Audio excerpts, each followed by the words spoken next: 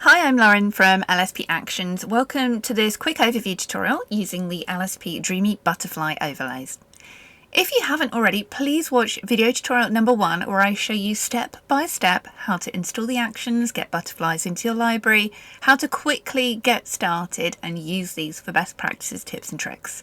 This is a really super quick video where I'm just showing you a demo of the butterflies and a few additional tricks that you can use to get them to blend with your images. If you want to watch the quick start video that has even more tips in it, that's quicker than this one, you can go ahead using this image as an example, just dragging some butterflies in, and you can just see how these work with any image.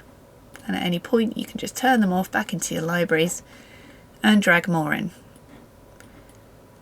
Really beautiful, really pretty. Add a mask if you're not using the actions. If you are using the actions, it does all that for you. And there we go. Using the LSP butterfly overlays, where inside you have 60 butterfly layers to play with. We've only scratched the surface in this tutorial. I can't wait to see what you do with these. Remember, sometimes less is more. Sometimes more is more. It really depends on your image and what you'd like to achieve. So that's our LSP butterfly overlays and actions. I hope you have as much fun with these as I do.